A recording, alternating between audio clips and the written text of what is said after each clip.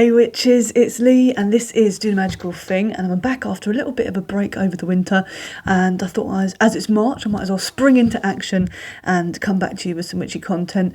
Nothing particularly happened, it was just a sort of a bit of a mental health break. I think I was feeling a little bit just a bit burnt out after a hectic year, and thank you so much to everybody who has stuck with me, and also to all the people who have subscribed. You know, we're hit the 900 mark now, which is just awesome, so hugely grateful. And it's been a year since the channel or since Do the Magical Thing has existed as a YouTube channel, so I've updated a couple of things as you might notice, and yeah, onwards and upwards. I've got some good plans for the future of the channel, including making sure content is regular and we're getting some more magical things to do and such like.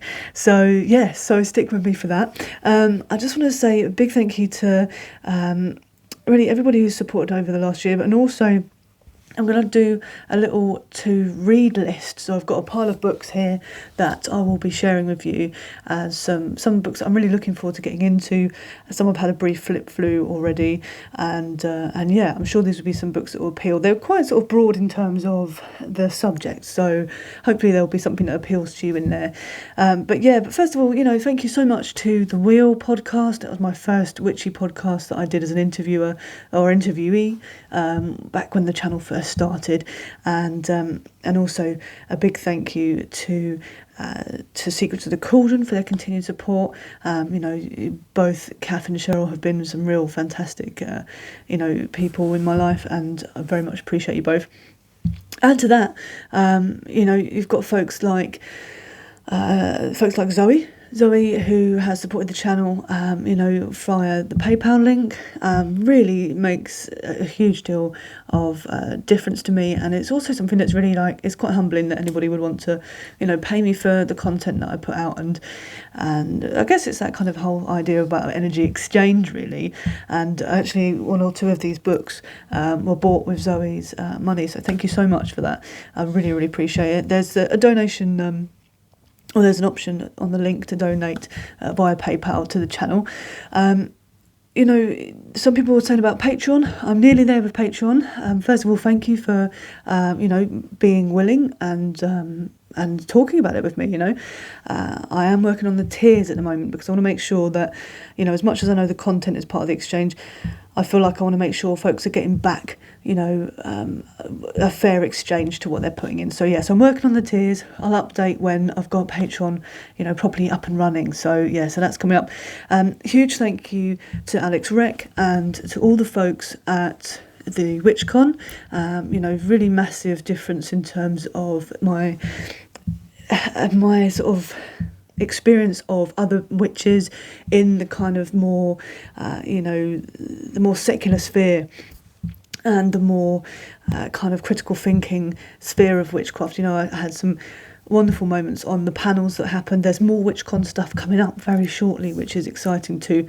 So yeah, so all in all, a really sort of wonderful experience there, sharing panels with people like Sedna Wu, Skeptical Witch, you know, Dermak from the Placebo Magic podcast, and of course Brina Garan, who is someone who I'm absolutely, you know, really humbled by their kindness and their support. And, you know, there's someone who has been a witchy hero of mine for some time. I'm, you know, really grateful to be able to call him a friend after the year that has passed. And we, obviously, Bree was my first guest on the channel, which was so fantastic for me and just so exciting to get their kind of, their sort of views out there. And also, I didn't shout about it enough at the time because I got confused with dates, but I went on to Brina Garen's podcast, Hex Positive. I'll put the link to the episode in the description box because we really went in deep on lots of subjects. And it was just, yeah, a surreal moment and a really sort of a moment of great pride for me. So yeah, huge thank you to Bree, of course, for all their support. And yeah, excited to see what projects they have coming up, you know, in the future as well.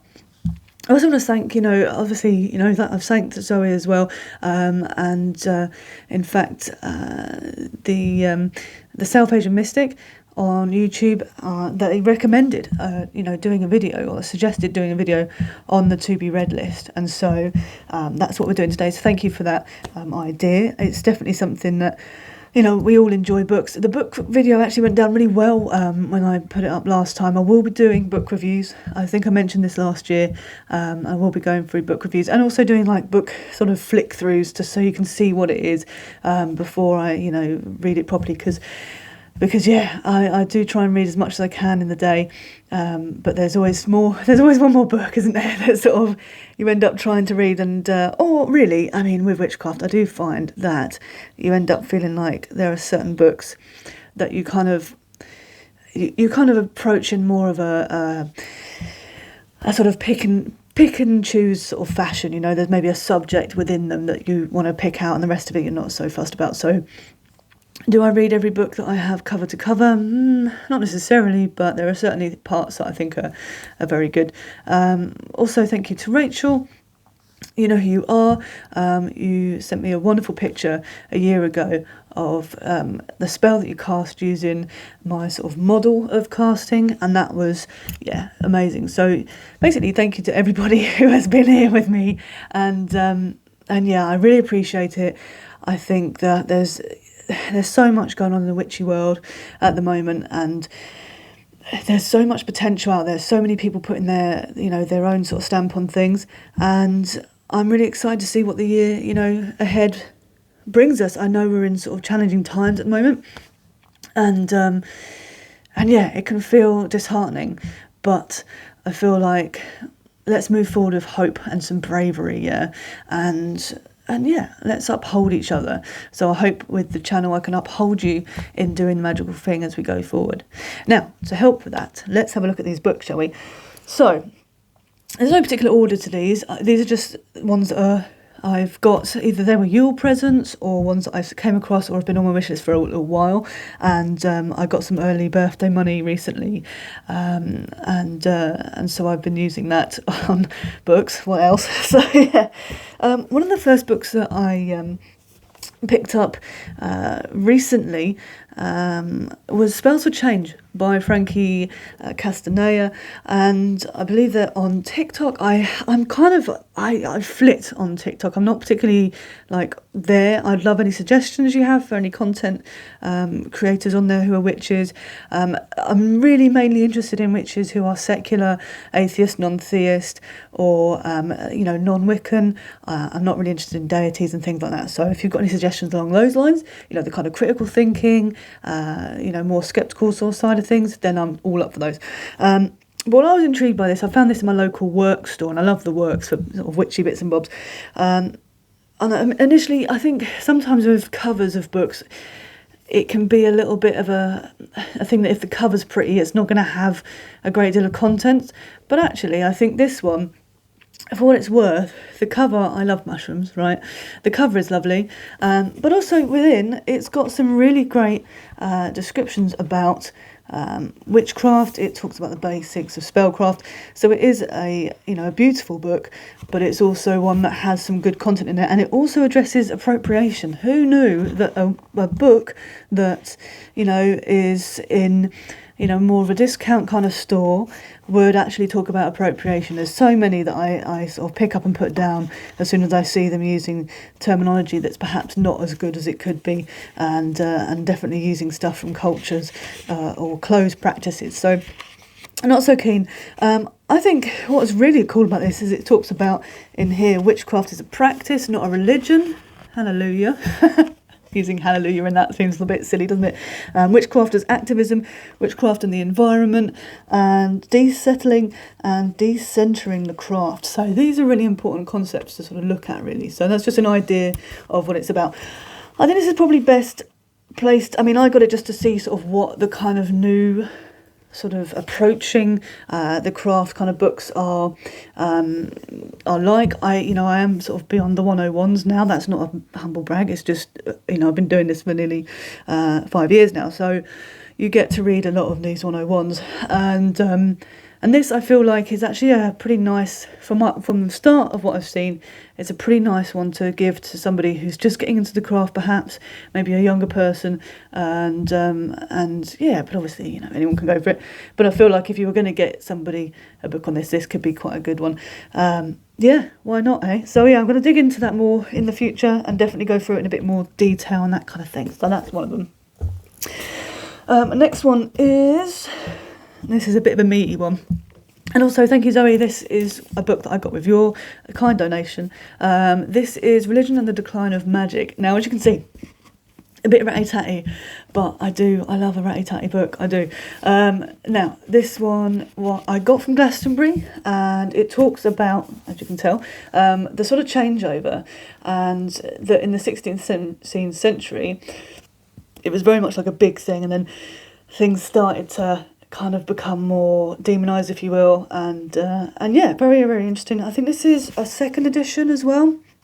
The main reason I got this is that I love the picture as much as you know, obviously it's a shame that witchcraft was run away by or driven out by the overculture that is Christianity. I do love this little purple witch being like, I'm off, mate, ta-ra. Do you know what I mean? So yeah, I definitely dig this one. This is definitely more of an academic work, and I think it will be interesting to sort of see. I may well get like an ebook as well to just keep this in one piece, because it's seen better days, really. It's seen better days. But nonetheless, an interesting work, considered quite an important work as well. So yeah, so definitely worth having a look for the more academically minded. And it just helps to give a cultural context, do you know what I mean? That's the thing.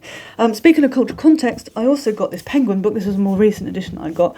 And this is the Book of Magic from Antiquity to the Enlightenment.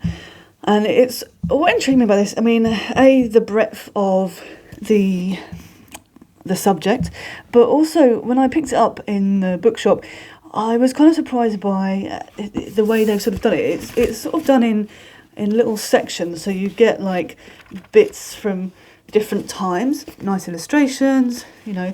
I was expecting it to be more of like a history book, but with Penguin, I think sometimes they do these editions, these like the Book of Magic, the Book of Witchcraft, I think there's a book of something else, and yeah, and they do these kind of like snapshots of these little stories throughout history. So I think this will be interesting to read, and perhaps dip in and out of. Maybe one that's sort of not something I'm going to go all the way through with, but yeah, definitely have a look at least at some of the concepts there. It might be worth having just for sort of if there's any references or particular subject matters that I want to pick up, or figures in magical history. So this might be a good one. Also, as a good support for more maybe an academic course. Moving slightly forward in history, I've got Witches by Tracy Borman, and this one focuses on the witch hunts in the UK, and also what I found interesting about this is they focus initially on, from what I've read so far, they focus initially on a particular case of two children, and the father of which was very adamant about their graves being engraved with the fact that they were killed by witchcraft, and apparently it's one of the, if not the only, it's one of the few that has actually got this sort of markation on it. So yeah, quite interesting so far. I think that what I really liked about it was the lovely chapter titles. So yeah, quite a lot of fun there with that. It's one more history book. We know, of course, that the witches who were, or the people who were persecuted, wouldn't necessarily call themselves witches, and they were often folks in the wrong place at the wrong time, unfortunately. So it's worth bearing that in mind. There were some cunning folk who obviously were caught up in it all, but I think it's worth remembering that witchcraft history and witchcraft mythology are two sort of separate things. Yeah.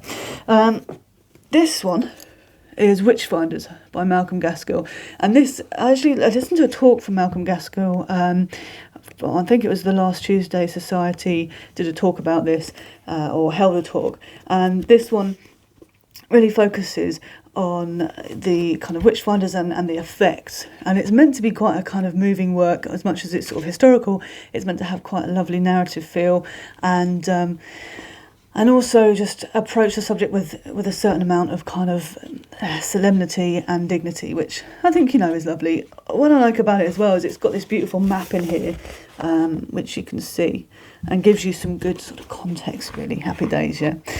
There are pictures throughout, and yeah, I think it's going to be a good one. Quite a readable sort of history book. The guy has got a lovely voice as well, actually. When he was doing the talk, I noted that. So it would be interesting to see if there's an audio book of that. I think it's a shame when audio books aren't read by their authors. I do think it's worth having the author's voice on things. So maybe if there's an audio book, then hopefully they have done it. Other than that, what have I got here for you? Slightly more specific subjects. Practical elemental magic. This is moving into sort of the more practical side of things rather than the historical. And practical planetary magic. Now these two in particular I was after. These were your gift to my lovely wife and my sister-in-law. Thank you very much. And what I like about these is they go sort of straight into it, and I really like the way that they approach like different workings. So for instance, right, so because I'm not interested necessarily in the deity side of things, I focus more on like planetary and and that kind of stuff, right? So I've been looking more into astrology, just in the concept of history and sort of how I can view it either as just a placebo or as something I feel is significant there. And what I like is you've got things like a rundown of the planet, so there. And it talks about works of, and it has this for everything. So works of wealth for the sun, it's works of beauty for Venus, for instance. And I think that's actually a great way to conceptualise your workings for those days. You could think to yourself like, okay, so what is this spell I want to cast? What kind of work is it? And then apply it to a particular day. Mercury, works of the mind, things like that. So that I really appreciated. More than that, it's got some details in terms of the if you do happen to dig a deity, it's got some concepts there. It looks at the kind of spirits associated to these things. It also has some helpful seals as well. So it looks at the seals and things like that. For those who are sort of inclined for a bit of sealage, why not, eh? So yeah. Quite cool. I think it's one of those things that is, it does, I think there is a particular sort of system that these two authors follow necessarily. And I think that's definitely, worth having a look at and exploring. So what I would say with these books is that you're probably worth sort of taking out the parts that are most beneficial to you. And I would use this more as sort of a reference for, and especially for those sort of parts. Like I say, with this one, again, looking at the kind of sort of spirits associated with the elements, as well as those brilliant rundowns of the actual elements themselves. Water, works of daring. This uses the kind of witches pyramid model that you see from Eliphas Levi's work, and works of will. And that makes sense to me, with fire. I think that's kind of cool to think about that sort of will side of things. So yeah, so both two books. They also have one on Kabbalah. I'm not really sure where I stand on Kabbalah in terms of whether it's appropriate for me to well, I don't think practice is necessarily something I could do, because it seems like quite a broad subject, and it does influence a great deal of Western occultism. So it's one of those subjects that I want to approach sensitively, and perhaps with a mind of more appreciation than actual use, and kind of understanding the ideas there. I think there's definitely sort of splits in terms of Kabbalah being something that is accessible or not. So because of that kind of sort of iffy ground, I am looking into other things first, and then seeing perhaps for the historical context, or the context within witchcraft, it's worth researching. There's a channel called Esoterica, run by a chap who I think I'm going to have to watch some more videos of, because he seems really switched on with certain subjects. So yeah, so I think it's worth exploring. Esoterica is definitely one to check out. also with book reviews, there's a chap called Foolish Fish, and he is someone who is very kindly actually advertised or did a little shout out for the WitchCon on one of his esoteric news episodes, but he does some really helpful book reviews. So if you like these kind of reviews, obviously I will be doing more of them, but I do recommend checking them out as well. Onwards, and again to specific sort of magics, I've got a couple of books here. So this one I'm quite looking forward to reading. It's called Urban Magic, and it's a guide for the city witch. I moved from a village to a city, and it's definitely a change, and you definitely have to sort of adapt your magic. And what I like about this one is, I don't know, there's something about the text which kind of, it's sort of like, it feels like a sort of, almost like a textbook. It's kind of very, I don't know, it just reminds me of being those sort of college books you'd come across.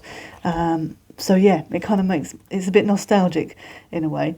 But yeah, I love the lovely sort of text there, the sort of printing, I love a bit of printing. And I appreciate a nice little header there. So yeah, it looks to be interesting. It looks to be quite practical. It talks about, working with the city and the energy of the city, talking about using, big skyscrapers perhaps for raising energy, or for, certain things for grounding. It should be an interesting read. And I think it's one of these things that is definitely worth getting a sort of idea of different conceptualizations of magic, because so often we sort of just focus on, going around the forest and dancing, around a toadstool or something, which, I'm all up for, and, I'm not saying I haven't done, but let's also think about different areas, yeah?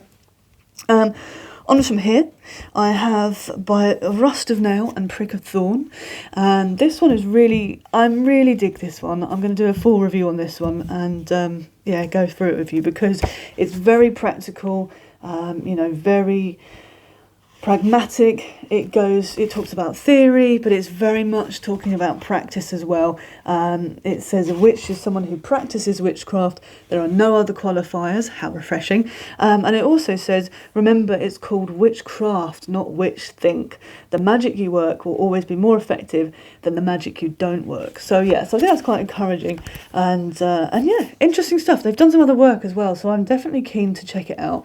And what they've put here is definitely something I've seen Alex Rec kind of talking about, in terms of sort of nets and kind of building this sort of levels of protection, but also it's something that I've been, I always think layering things up in terms of spell work or wards or anything like that is always worthwhile. So definitely a good one to check out. Now, another one I've got, meaty subject, this one, a subject for some, not others. That's absolutely fine. I do think of that old adage that, a witch who can't, hex can't heal. I think that's kind of an interesting phrase. Is it completely accurate? But I do feel like at the very least you should try and understand curses and how they might work, so you can protect yourself against them and, protect others. So even if you're not going to cast it yourself, and I think there is a difference between willing to and not being able to. I think it's worth having that awareness.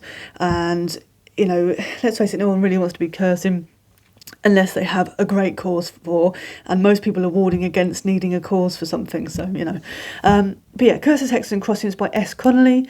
I'd really be interested to see their spell work book. They have another book out, but this one has been well recommended, and S. Connolly is quite well considered in the demolatry spheres and those sort of circles.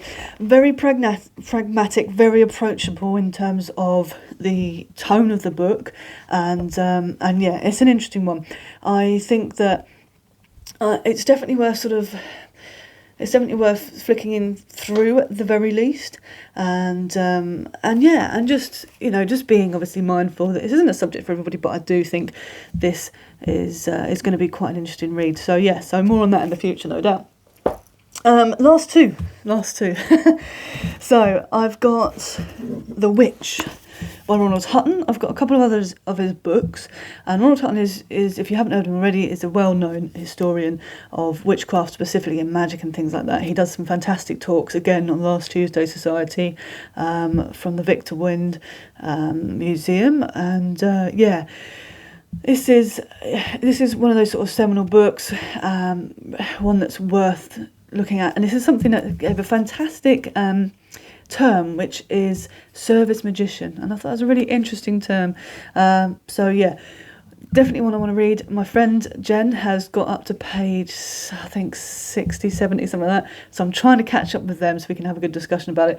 But yes, no doubt we'll discuss this in the future as well. So yeah, also gorgeous cover, lovely matte finish, love that. Final book, Miracles of Our Own Making, A History of Paganism by Dr. Liz Williams. Liz actually runs a witchcraft shop called witchcraftshop.co.uk. It was called Cat and Cauldron in Glastonbury, and I actually got my cauldron from there, which is really cool. This, honestly, of all the books, I would recommend this is definitely number one at the moment. I've just found it so pragmatic and wonderful and just a real myth buster. So yes, huge recommendation on this one. Definitely for looking at the history of paganism from a pagan perspective, but from somebody who is very much about dismissing things and talking things like Ostara and how that's not necessarily a thing. So yes, recommend. Obviously, I'm not going to agree with everything everyone says, but that's definitely one that's great so far. So I guess, yeah, that is my lot for the day. My magical thing for you to do, if you like, is perhaps pick one of those books and get reading. And yeah, until next time, health and wealth.